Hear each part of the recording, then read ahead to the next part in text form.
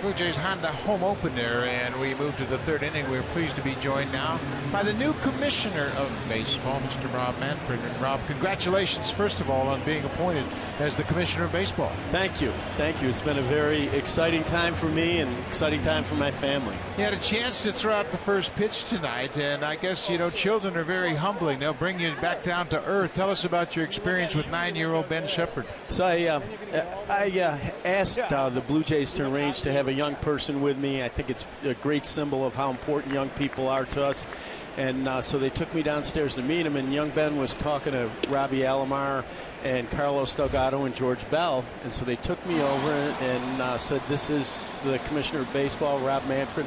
And young Ben looked right up at me and he said, "I don't care about you." That's pretty good, huh? I got all these great baseball players around me, and you know what? The suit's nice, but let me talk to Robbie. Yeah, that's right. Hey, look, if you have someone who's more important, you know, 3 former major league players, I'm good with that. That's very good. That's a great segue about youth in baseball. You have gone on record to talk about you want to get baseball down into the youth and get it started again, cultivated. Tell us a little bit about that.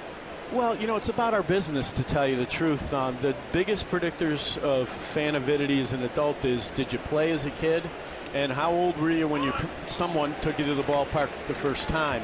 And so we think it's really important to help groups like Little League and Pony League be competitive in the youth space. It's a very competitive market, lots of options out there available for kids.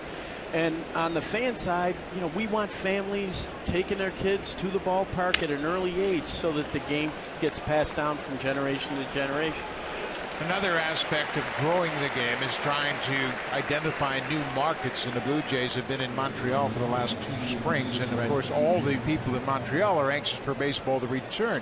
What would you have to see in Montreal for them to become another viable destination for baseball? Well, first of all, I'd be remiss if I didn't say that the showing for the 2 exhibition games last year and this year is really an impressive thing, an indication of how important Major League Baseball is to the city of Montreal.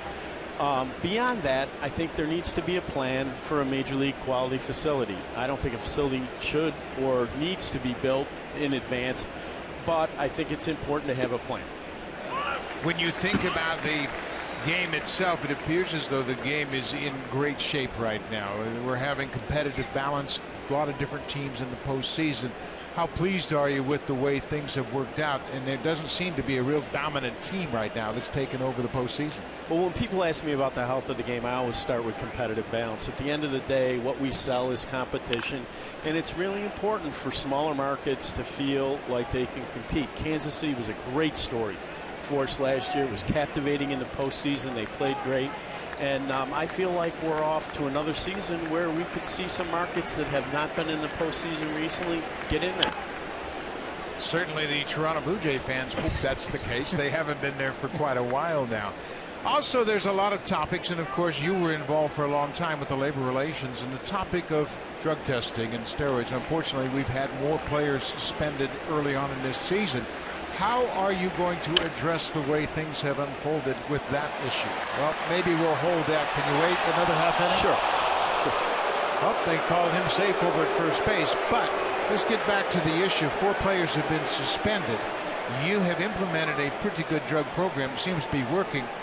How do you address what's happened early on in this season? Well, I think what you need to do is keep perspective that this is a long-term battle. You need to remain vigilant. There are, you know, great incentives for the use of performance-enhancing drugs, and what you need to do over the long haul is make your testing the best it can possibly be, and I believe we've done that.